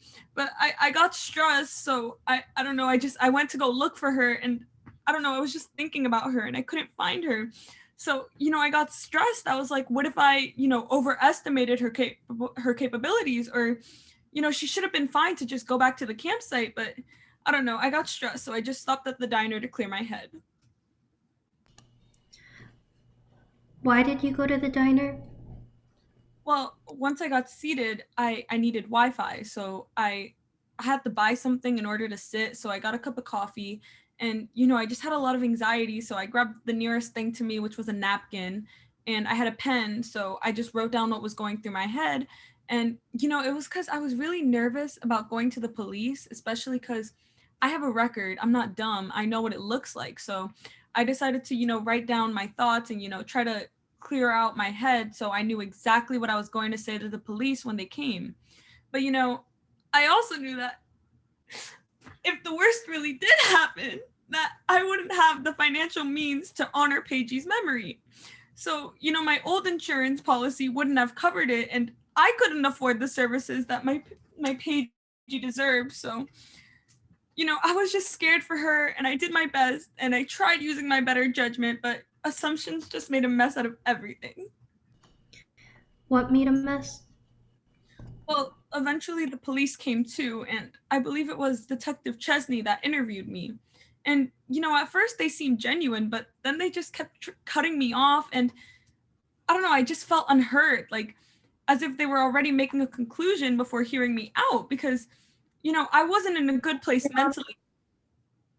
This witness is testifying to something that is substantially more prejudicial than probative. Will you explain? Yes, Your Honor. The defendant is talking about how the detective was brushing her off when that is not the case. The detective had walked through the entire thought process with the defendant and had also started comforting the defendant at this time, because the detective at this time, the defendant is talking about meeting with the detective. It was simply missing, and it was pretty much a collaborative effort to try and find Parker Page. Response, go ahead, defense. I would like to note that the defendant, Jordan Riders, has stated this is what she felt, not what the detective was doing. This is how she perceived their conversation, and she stated it seemed as though. So I'd like to state that this isn't Jordan Riders stating what the detective actually did. It's how she responded and how she perceived the situation. Defense, why is that probative, or why is that relevant in this case? Why does it matter how the defendant perceived how the police treated her?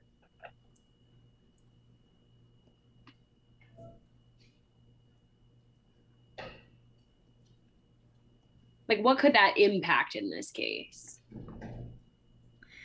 I would say that thinking about Jordan Ryder's past history, there's a lot of nerves when it comes to talking to authorities in general. And Jordan Ryder, of course, wants to find justice for her daughter. And how she perceived the detective, that hostility she felt, it could have put a, how should I best phrase this? It could have limited the investigation and how she could respond. And it definitely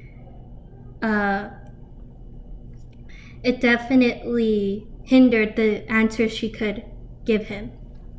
Okay, I understand. Prosecution, final response here. Yes, Your Honor. This perception of hostility coming from the defendant is being projected onto the detective at this time.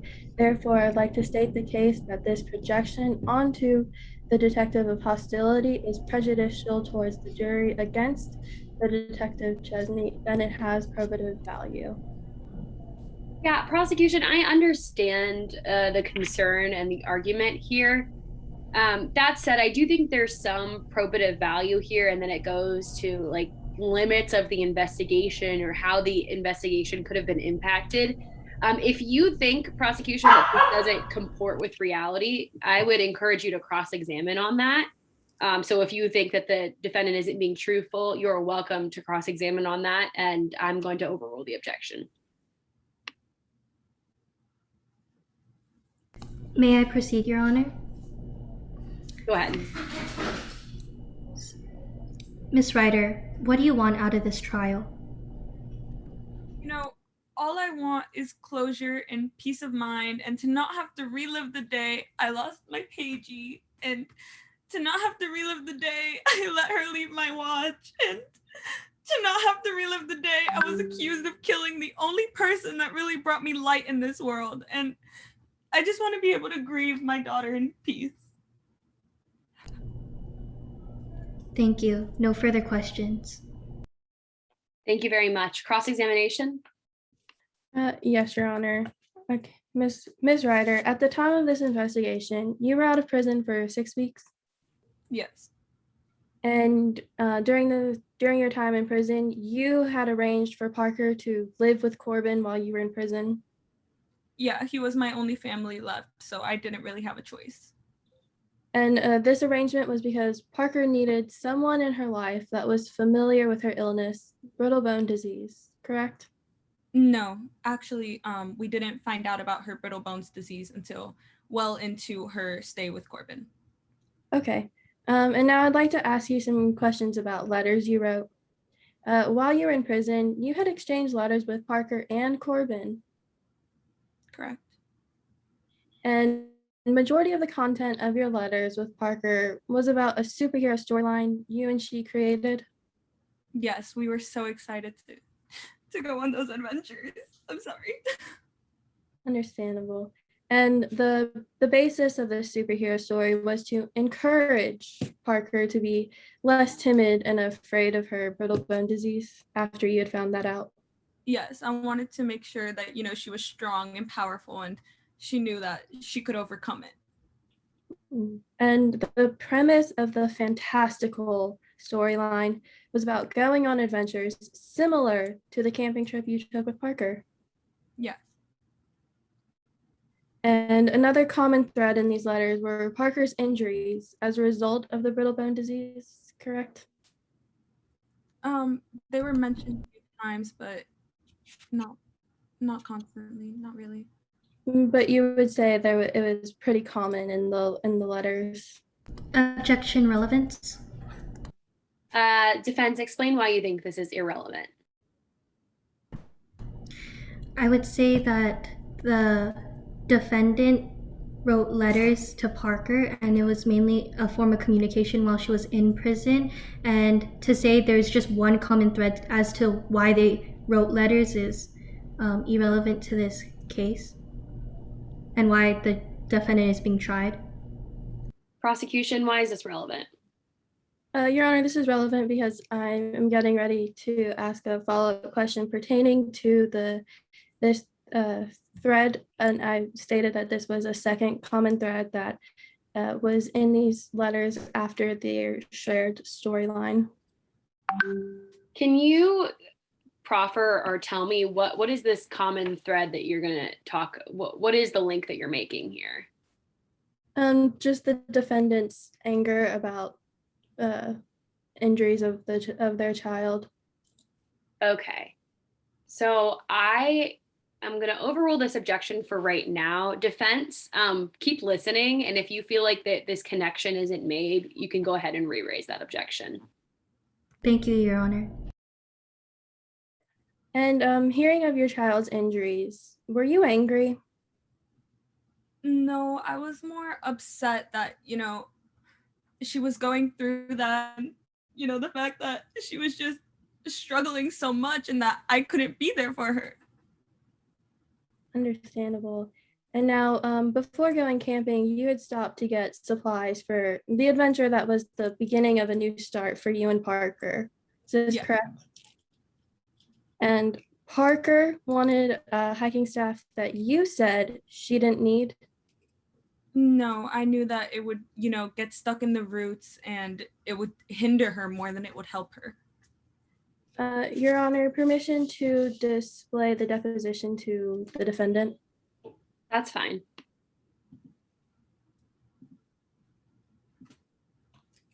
Sorry.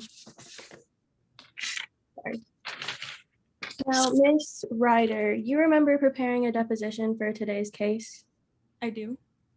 And this, Miss Ryder, this is your deposition? Yes. And it appears to be a true and accurate copy. Correct? Yes.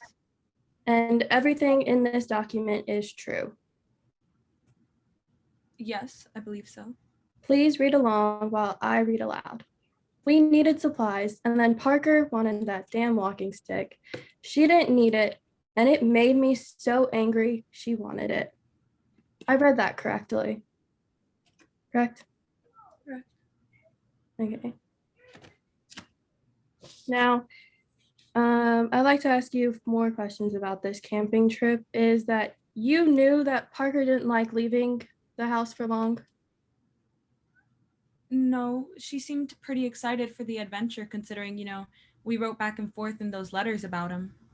But you knew that she had some apprehension about leaving the house, correct? Yeah, but I didn't really, I just wanted to empower her.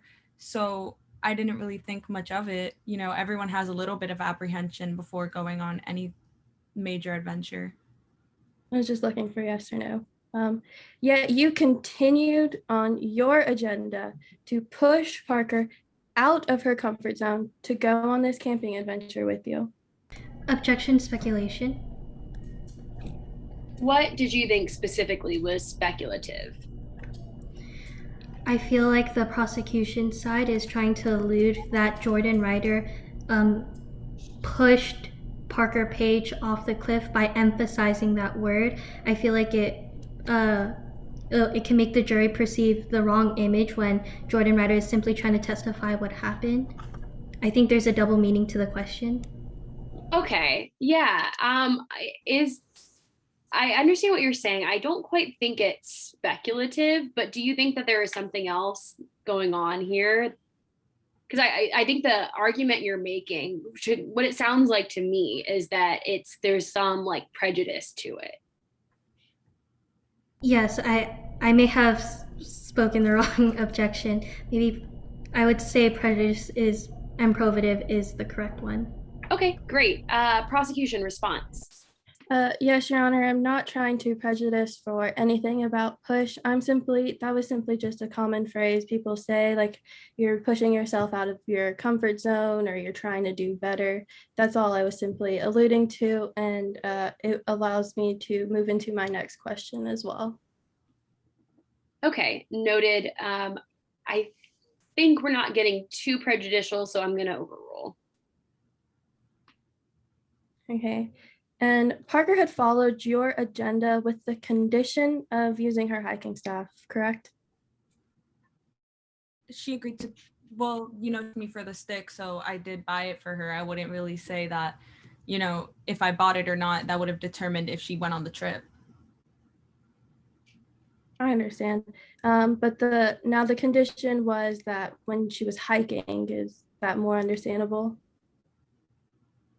I'm sorry, can you repeat that question? Yes. Parker wanted to use it on the condition, promising that it was for the hiking specifically. Well, yeah, she wanted the stick for hiking, yes. Okay. And now you had mentioned that Parker had gotten hurt on the hike of the Crone Loop path near the beginning of your hike. Well, okay, so she was behind me while we were walking, so I could warn her if there was any like dips or trails. So I think she might have tripped, but I mean I didn't really see it because she was behind me. Okay. But however, you had made Parker continue on the hike while she was hurt or complaining. Well, she was complaining, but most kids do, and it just crushes me that the last memory that she has is gonna be of us fighting, and I don't know, it's rough to talk about. I'm sorry. And now the complaining came after the possible trip up she had. No, the complaining was just constant, to be honest. Okay. Now I'd like to move on to the life insurance policy you have. Before you were in prison, you had already had a life insurance policy on Parker for $10,000. Yes. And now, after you're released from prison, you started a form to update the life insurance policy on July 14th, 2018 at 10:42 a.m. Midland Standard Time, correct? Yes. And then at the time of 3:12 a.m. NDST on July 15th, 2018, this life insurance policy was submitted. Well, I was just panicking because I couldn't find her, and I knew that if I wanted to give her the services that she deserved, that that my old insurance policy just wasn't going to cover it.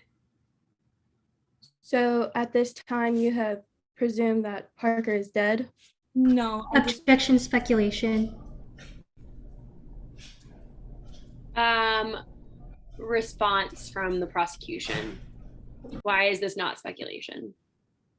Your Honor, I'm just asking her about what she thought as it perceives to her rational opinion.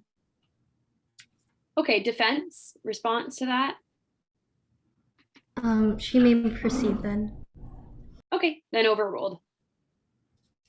Okay, and the life insurance policy, it shows a request to increase the amount of money received, going from $10,000 to $200,000. Is this correct? Yes. And then you were also found to have a napkin on your person at Calkins Campground with a myriad of notes written on this napkin. Yes, notes pertaining to what I was going to say to the police, because I was kind of scared considering my record, and I knew what they were going to think, and I was scared, so I just wanted to write down my thoughts and let them know before I called. And did you contact 911 at all? No, I was panicky, and I knew that they were just going to assume the worst, so I thought that I was trying. I don't know. I was just trying to do my best. Okay, just yes or no would have sufficed. And on this napkin, you wrote a series of quotes to say while in communication with 911, which ended in the circling of missing, correct? She was missing. Yes. And this is what you had said to Detective Chesney when they questioned you at your campsite, correct? Correct.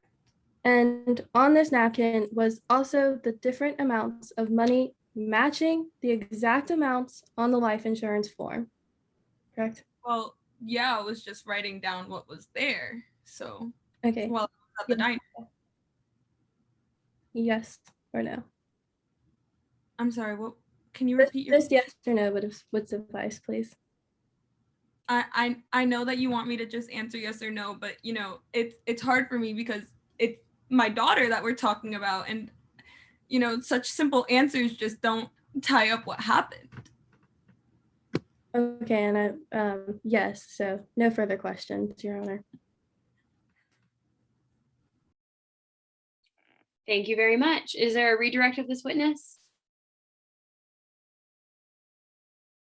No, there is not. All right. Thank you, Miss Ryder. You can be excused, and we'll go ahead and take another 5-minute break before closing arguments.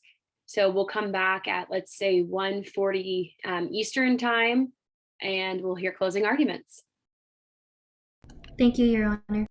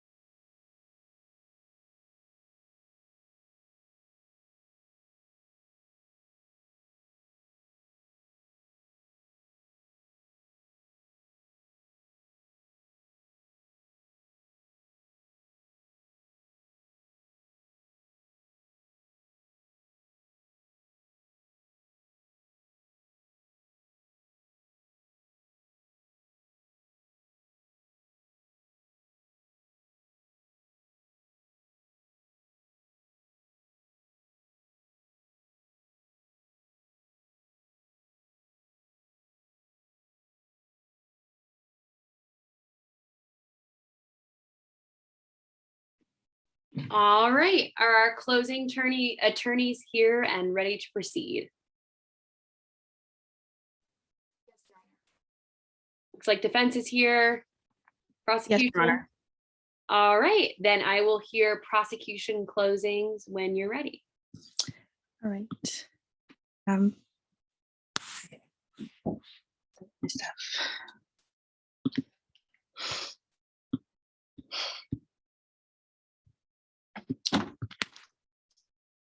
Today's case is honestly a sad one. We are gathered here today because of a life lost. Parker Page died before she ever got to live. She no longer gets to play with her friends. She doesn't get to go to high school, graduate, and then maybe go off to college to pursue her dreams. She doesn't get to find the love of her life and then maybe one day get married. She doesn't get to have another birthday and put on another smile.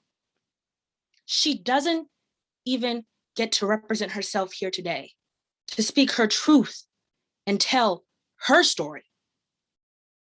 It's sad, isn't it?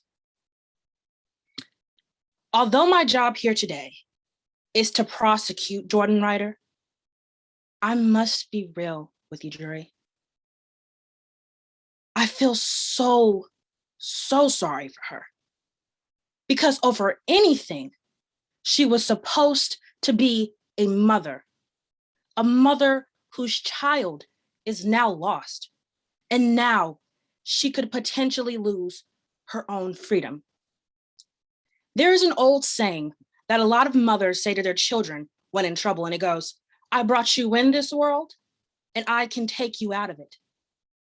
Jordan Ryder brought Parker in this world, and Jordan Ryder took Parker out. Push. How ironic. She pushed Parker into existence. And then she pushed Parker right out of it. You got to hear Jordan Ryder speak for herself today. She had an opportunity to clear her name as well as a defense team to back her up, but she will never be able to hear from Parker Page. This was no accident. This was cold, calculated, and cowardly. This was a murder committed by a mother to her daughter. Jordan's actions were extremely reckless given the conditions in which she had Parker prior to her death, and it was because of ignorance or oblivion to the state of health in which Parker was. It was intentional and selfish. This case feels about something bigger than murder. The death of Parker is more complex than a simple push. This is about a neglectful mother, a selfish mother who got caught up in her own fantasies and desires, and her child, her 12-year-old child, had to pay the ultimate consequence for that. Jury, you were able to hear from multiple witnesses today, attesting to the complexity of the geography around Concord campgrounds. You saw 4 images of the hiking trail for yourself, 1 including a warning sign at the beginning of the hiking trail, emphasizing the possible dangers of the hiking trail. You saw another picture of the trail itself, isolated, wooded, narrow, and full of greenery. It was beautiful. So much nature that you could almost get lost in it. And third, you saw a part of the campgrounds which was off the trail.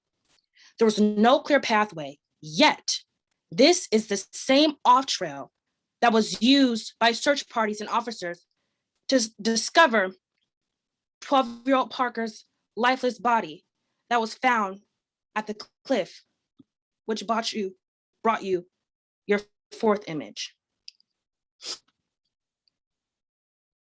Parker had a rare condition called brittle bones disease, which meant her bones were more subjected to injuries, including fracture, sprain, and stiffness.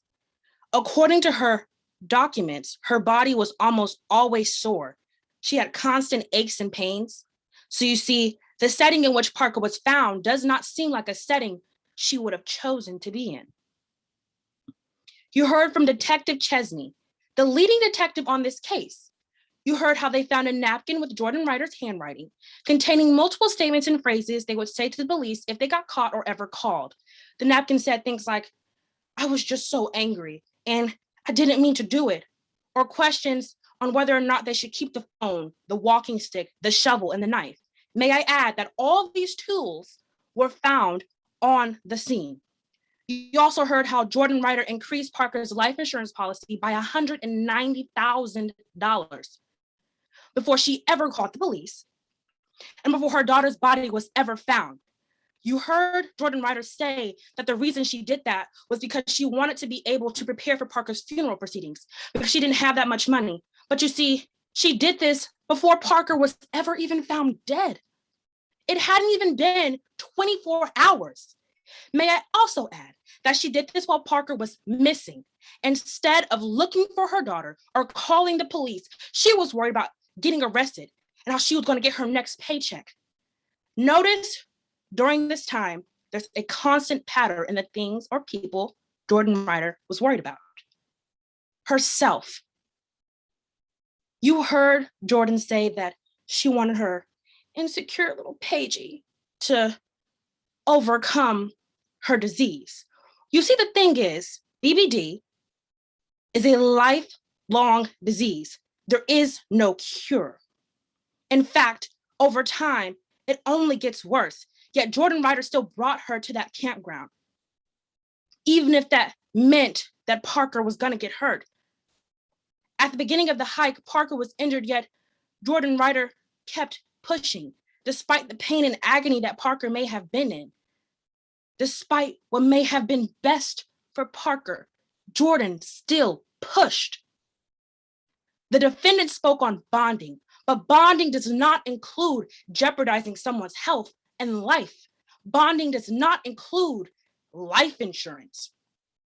Bonding does not include escape plans, and bonding should not include daughters ending up dead.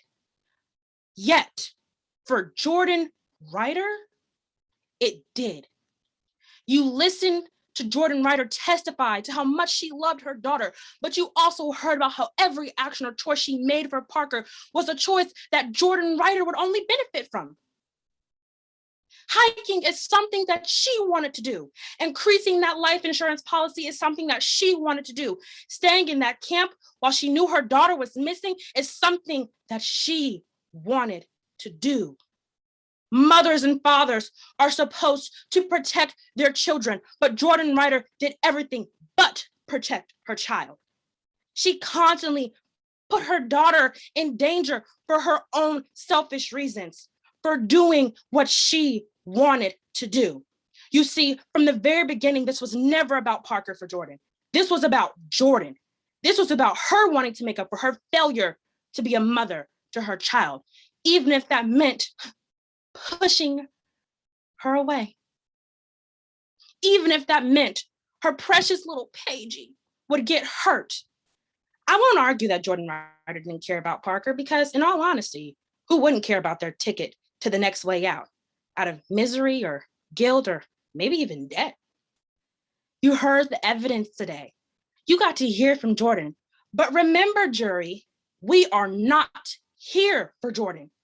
We are here to be the voice for that precious little girl who is no longer with us.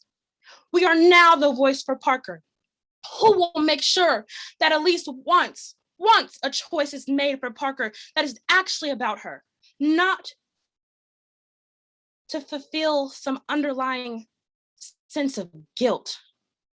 We ask that you find the defendant guilty of aggravated murder because the evidence shows that Jordan Ryder intentionally caused the death of her daughter through selfishness, neglect, and a deep desire to disprove her own cowardice.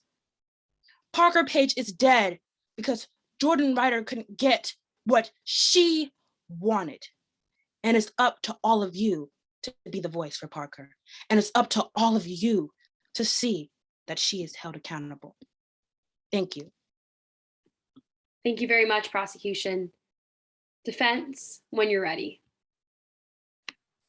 Your Honor, can you hear and see me okay? I can.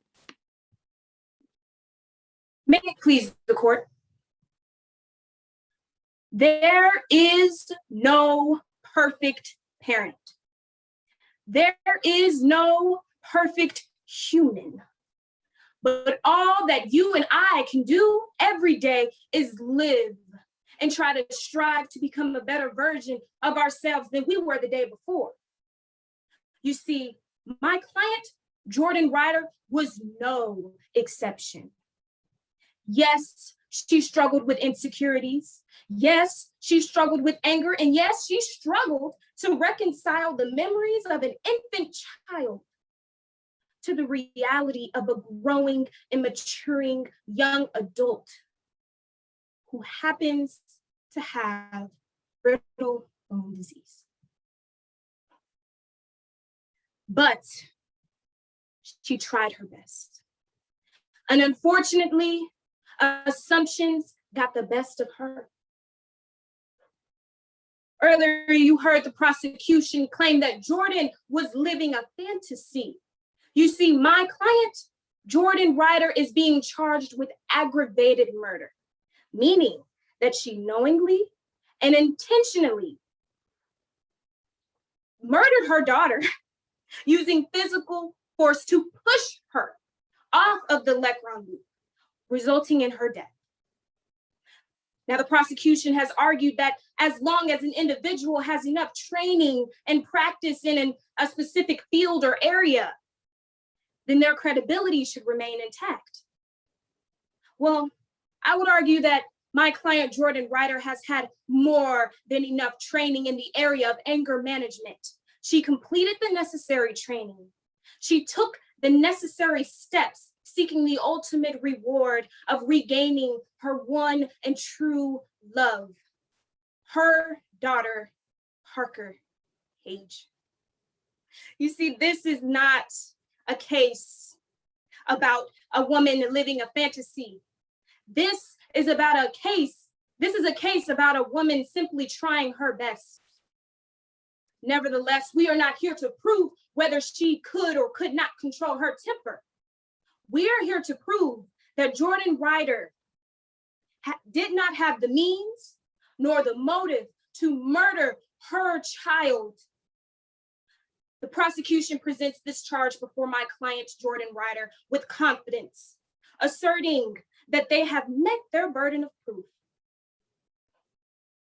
claiming that there is no other reasonable explanation as to why Parker Page was discovered dead in Calkins campground. Well, let's review the facts as they stand. Jordan and Parker decided to go hiking. And as a typical parent and teenage relationship, they got into a heated argument. Some things were said that should have been said.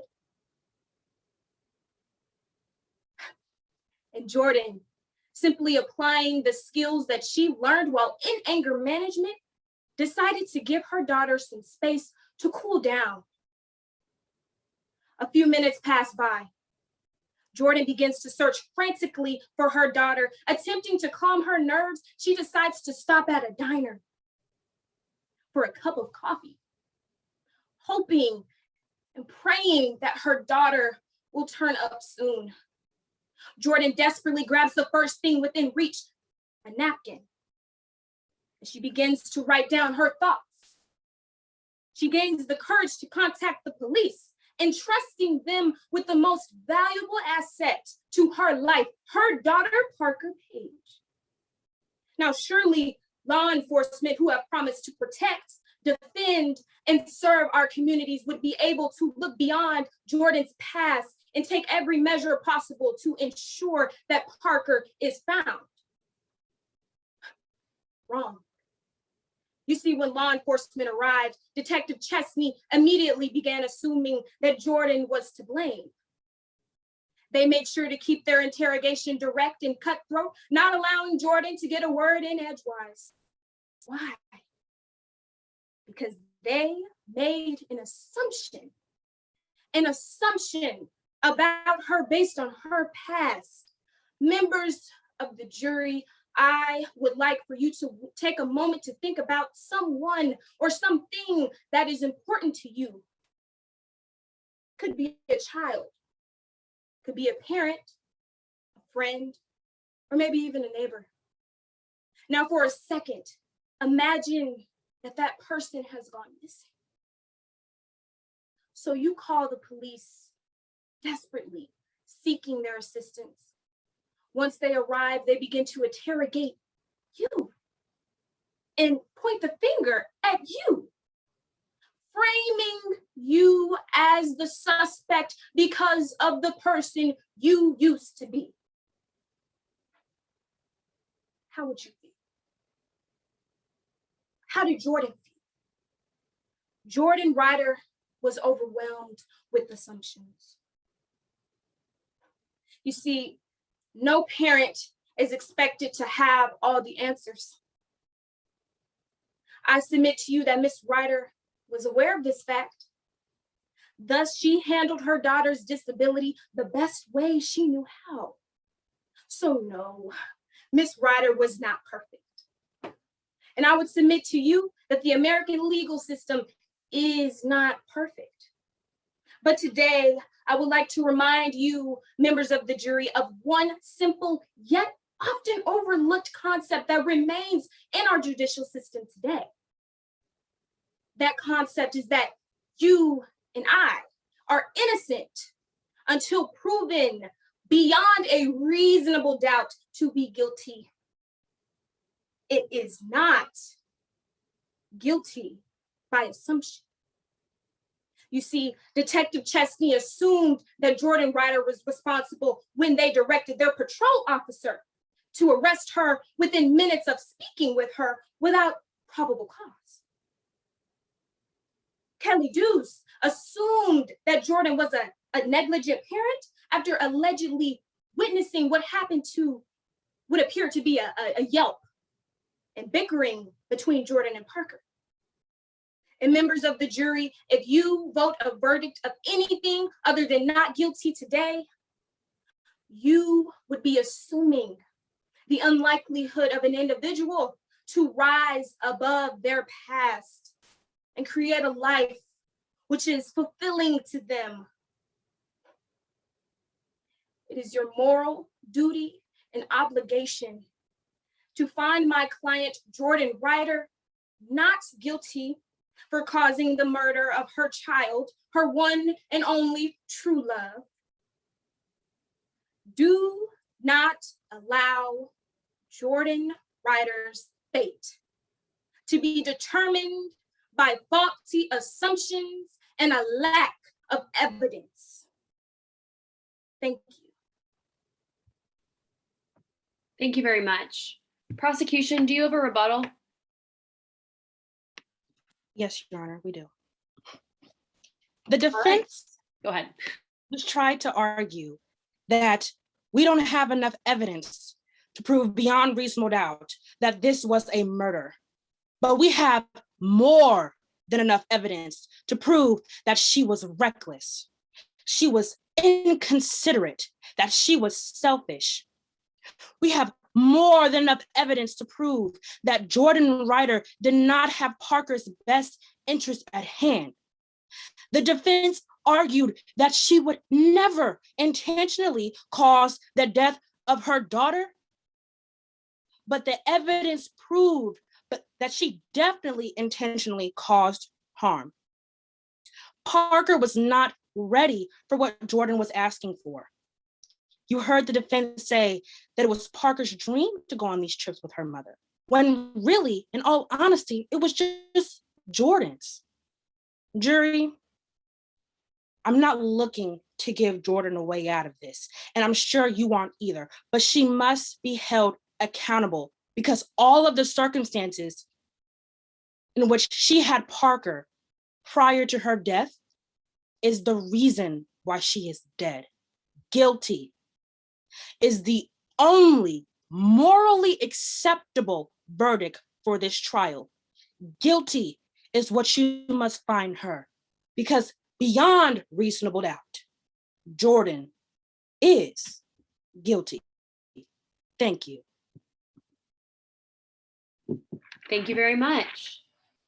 All right, well, y'all are done. Congratulations. You guys can go ahead and all come back on camera. Yay. Relax. That was so exciting. So fun. Can we take a group screenshot? Oh my gosh, yes. If you want to be in the group screenshot, pop on camera. And let me see if I can do it. Okay, hold on. Anybody else? All right, 1, 2, 3. Okay, awesome. I'm gonna save that real quick. Okay, so really great job. Congrats, guys. How does it feel? Good, I hope. It should feel good. I hope you guys had a lot of fun. I'm like y'all were, hot and sweaty now. Like, this was so intense for me. yeah, it was intense. Oh, hold on, let me stop recording.